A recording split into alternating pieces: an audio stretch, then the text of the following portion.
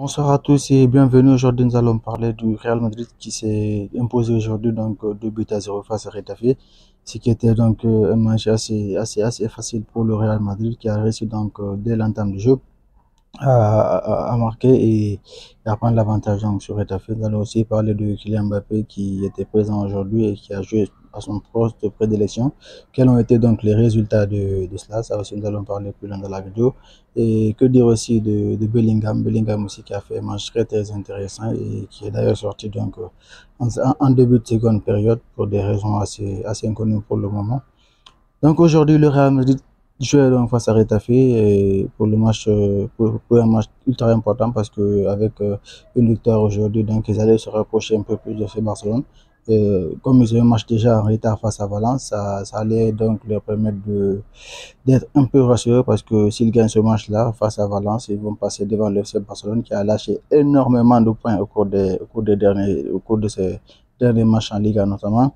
Et donc c'était ça en fait l'enjeu de ce match-là pour le Real Madrid qui a réussi donc à s'imposer, qui a réussi donc à prendre l'avantage dès le début.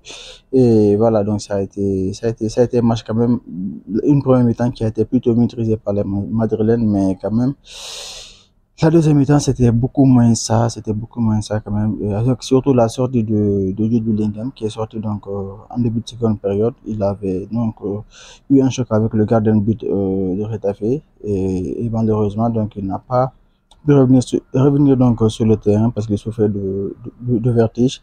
Et son absence aussi s'est immédiatement sentie dans le jeu, donc de la façon dont le Real Madrid jouait, c'était beaucoup moins rassurant, surtout au milieu de terrain. On sentait clairement son absence, lui qui a été déjà buteur sur penalty avec un penalty, avec un sang vraiment incroyable. Et ce qui a été le passeur aussi sur le but de Kylian Mbappé, donc une passe vraiment avec une vision de jeu incroyable. Et donc c'était vraiment lui, à mon avis, l'homme du match de cette première mi-temps, l'homme du match même tout court parce qu'il a fait un match assez intéressant et depuis sa sortie, il n'y a pas eu voilà d'effet de jeu assez incroyable après. Mais quand même, Kylian Mbappé aujourd'hui aussi, lui le concernant, il a fait un match, voilà, un match, on peut pas dire que c'est un bon match, mais c'est un match passable quand même. Aujourd'hui, il était déjà au niveau il était aligné de côté gauche et il avait donc toute la latitude de ressortir le jeu qu'il faisait du côté de Paris Saint-Germain, mais il faut être honnête, il a arrêté beaucoup de choses, beaucoup de dribbles qu'il a tenté, donc il n'a pas réussi. Et voilà, donc c'était pas vraiment ce qu'on attendait de lui. Mais quoi qu'il en soit, quand même, il a essayé de faire de son match et ce but-là, peut-être qu'on aurait pensé que ça lui aurait redonné un peu plus de confiance, mais après, en seconde période, donc il a eu pas mal d'actions de jeu, il s'est créé pas mal d'actions de jeu, mais malheureusement, donc même il s'est offert un contre un avec le gardien, il a dribblé le gardien et il a mis le ballon à côté. Donc on sent encore un léger manque de confiance en lui pour le moment, mais c'est pas trop mal, c'est pas trop mal ce qu'il propose.